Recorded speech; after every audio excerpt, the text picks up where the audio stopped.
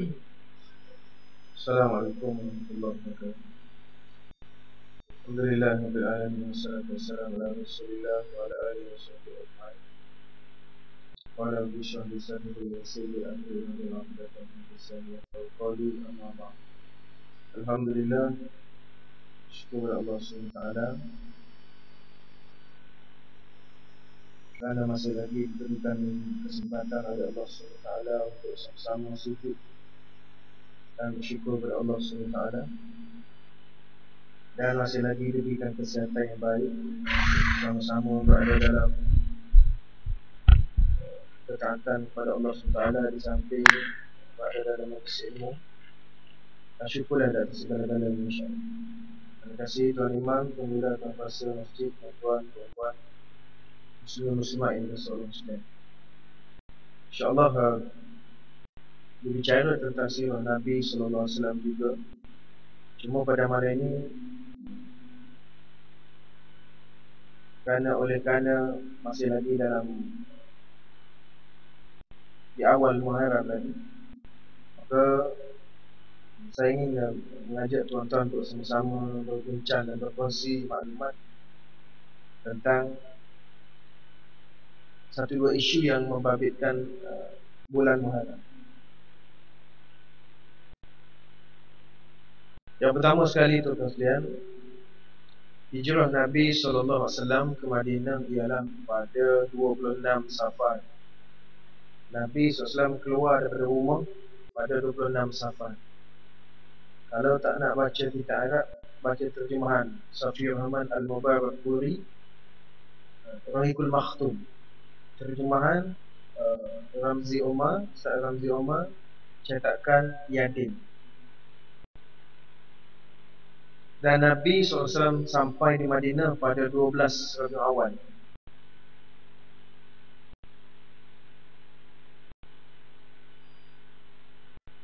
Tetapi dalam bulan Islam,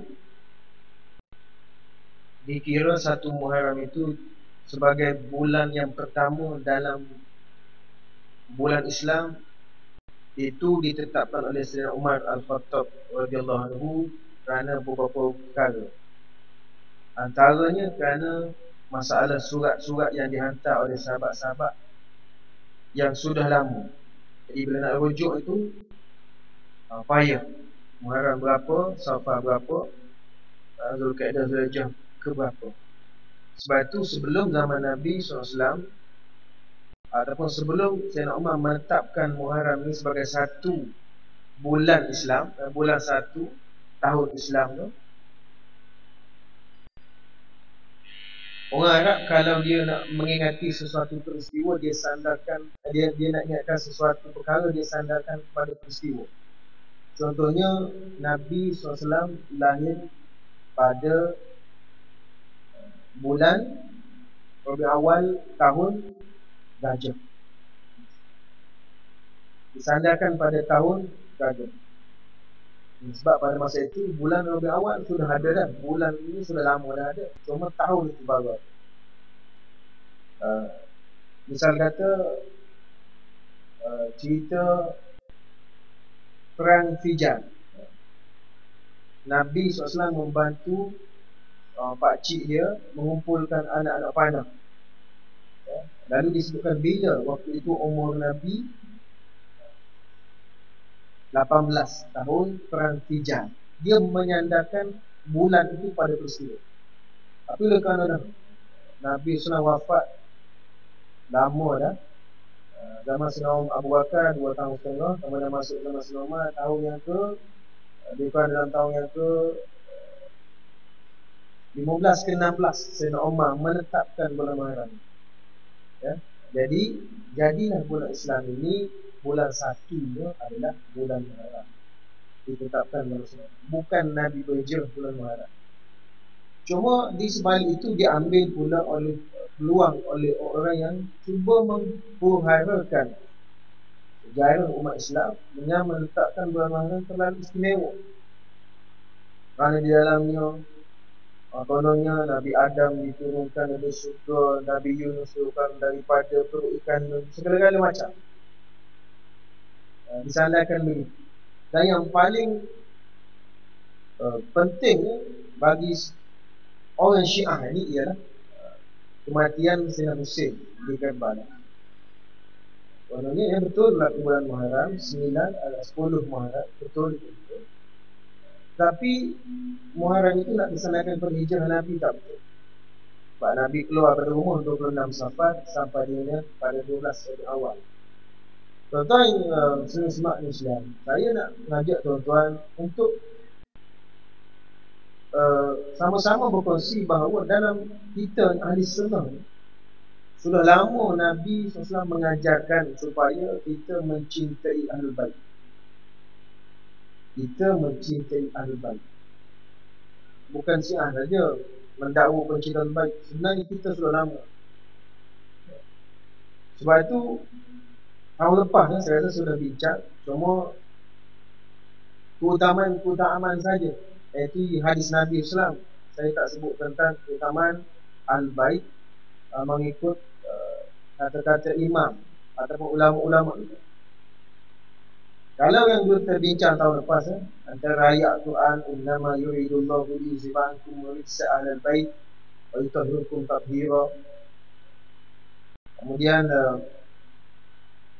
hadis Nabi SAW yang lain, antara Fatimatul bad'atun minni faman aghdabani. Fatimah adalah darah dagingku, siapa yang membuatnya marah berarti dia telah membuatku marah. Banyak lagi lah yang lain. Uzakirukumullah fi ahli baiti, dalam hadis yang panjang. Uzakirukumullah fi ahli baiti, yang disebut ini hadis Muslim, hadis Bukhari. Saya bawakan ni banyakkannya hadis Bukhari dan Muslim, hadis sahih. Disebut tentang Hasan dan Husain pula, huma raihanataya minad dunya. Mereka berdua ini, Hasan dan Husain, ini adalah penyejuk hatiku di dunia. Inna ibn hadha sayyid wa la'alla Allah yuslah bi baina fi'atain minal muslimin. Semuanya cucuku ini adalah sayyid, adalah tuan ataupun penghulu, dan semoga Allah mendamaikan dua golongan kaum muslimin yang sedang bertikai. Al-Hasan wal Husain sayyid syababi ahli jannah. Hasan dan Husain adalah penghulu pemuda di syurga. Itu hadis Bukhari. Hadis ini hadis Imam Ahmad, Ibn Abi Syaibah, An-Nasai, Tirmizi, dan hadis hasan sahih. Kemudian apa kata imam tentang keutamaan Ahlul Bait Rasulullah sallallahu alaihi wasallam?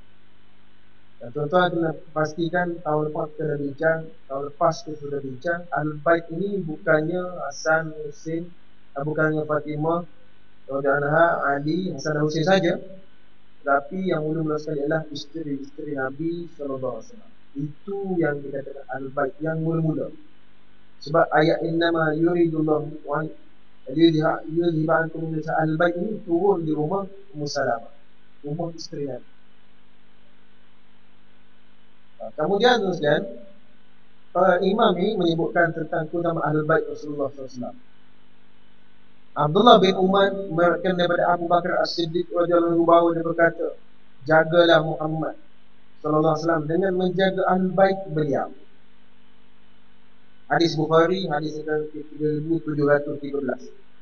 Tuan-tuan sekalian, sekarang ni senang je nak cari hadis sahih tak sahih, senang. Kalau siapa ada handphone yang ada internet, boleh type islam.net, dia akan keluar tu cara nak cari hadis, ataupun DOROR.net, dia akan keluar cara dia nak cari hadis. Tapi kena tarik matan je dalam bahasa Arab, dia akan keluar. Tarik matan, 2-3 matan, tarik 2-3 baris ataupun 2-3 perkataan, dia akan keluar. Dia akan sebut ni hadis siapa, dalam kitab mana semua.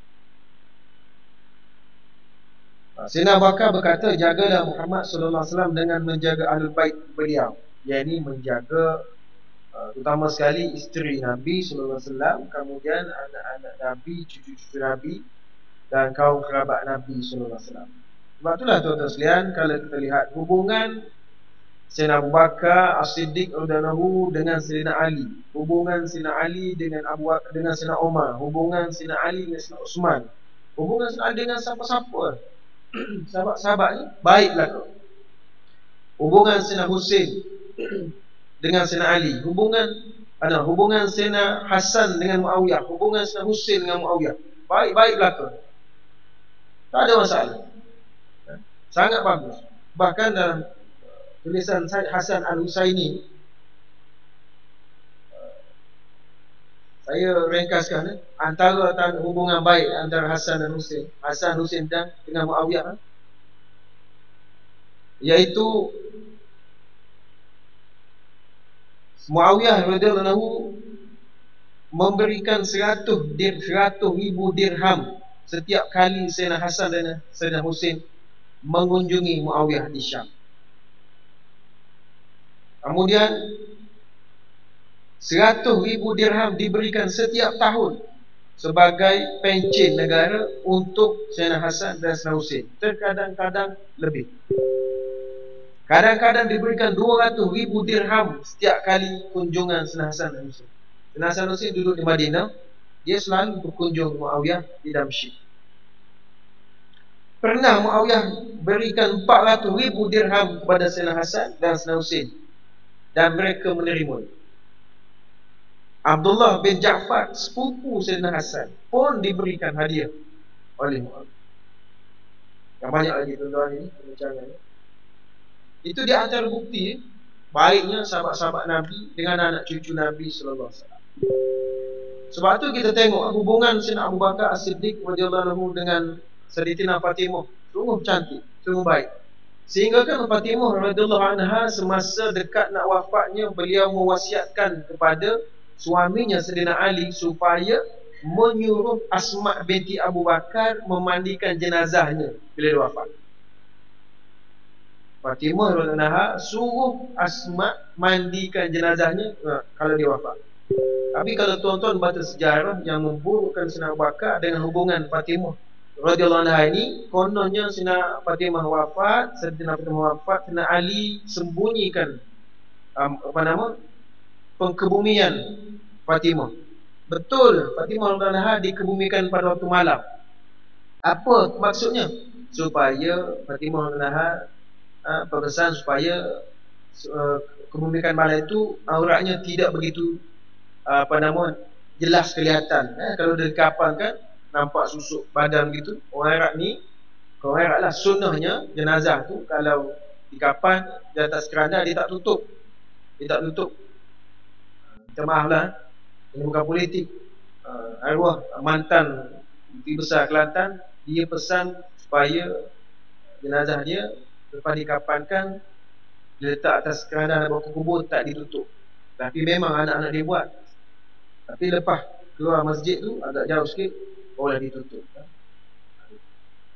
Jadi sebab itu ditutup, sebab itu dikebumikan malam, sebab supaya tidak kelihatan susuk tubuh belum dah mati. Kemudian sejarah memburukkan lagi dengan mengatakan bahawa apabila Fatimah, Sayyidina Abu Bakar dengan Fatimah tidak bertegur selama hayat Fatimah. Jadi selepas Nabi wafat, Fatimah radhiyallahu anha tidak bercakap dengan Abu Bakar. Betul tak bercakap. Cakap apa? Pasal tak ada kerja. Dan Fatimah tak lama selepas Nabi wafat, dia wafat. 6 bulan selepas Nabi wafat, dia wafat. Dan semasa dia sakit, Abu Bakar As-Siddiq minta izin untuk ziarah dan beritahu Sayyidina Ali, dan Sayyidina Ali minta izin Sayyidatina Fatimah benarkan ataupun tidak Sayyidina Abu Bakar masuk ziarah kamu sakit. Fatimah dan izinkan. Hubungan baik tuan-tuan, tak ada masalah. Tapi kalau tuan-tuan baca sejarah, memang nampak huru-hara orang. Kemudian tuan-tuan sekalian, Sayyidina Abu Bakar dengan Sayyidina Ali ni hubungan dia, bila Sayyidina Abu Bakar wafat, isteri Sayyidina Abu Bakar, mak kepada Asma ni, dikahwini oleh Sayyidina Ali. Apa tujuan? Untuk menjaga kehidupan ataupun maruah ataupun keselamatan isteri Sayyidina Abu Bakar. Sebelum mak Asma ni kahwin dengan Sayyidina Abu Bakar, dia adalah isteri kepada Ja'far, iaitu abang Sayyidina Ali. tu tuan-tuan sekalian, hubungan sahabat ni sangat bagus, sangat cantik dan sangat murni kerana dasarkan atas agama. Dan oleh kerana Sayyidina Ali kahwin dengan isteri Sayyidina Abu Bakar yang bekas kakak ipar dia ni, sebab itulah Muhammad bin Abu Bakar ni baik dengan Sayyidina Ali, sebab Muhammad bin Abu Bakar adalah anak tiri Sayyidina Ali. Dan dalam sejarah, sebab itu dia terlibat dalam kumpulan yang memberontak terhadap Sayyidina Osman, sehingga dia masuk dalam rumah Sayyidina Osman dan dia pegang Sayyidina Osman kata, kalau ayah kamu tahu, ayah kamu pasti malu. Dia pun tinggal, dia keluar, dan dia tidak terlibat dengan pembunuhan Sayyidina Osman, tapi dia masuk dalam rumah sebab dia anak tiri Sayyidina Ali, dan dia ni terpengaruh dengan cerita-cerita yang memburukkan Sayyidina Osman sebab dia duduk di Mesir. Muhammad bin Abu Bakar. Jadi saya nak cerita hubungan sahabat-sahabat ni begitu akrab di sekitar tu. Jadi tak ada masalah.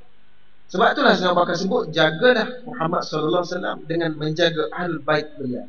Dan sebab itu apabila Fatimah datang nak minta waris harta peninggalan, Sayyidina Abu Bakar kata, la Rasulullah takna sedekah, tidak harta Nabi ni yang Nabi tinggalkan tu tidak diwarisi, bahkan menjadi sedekah.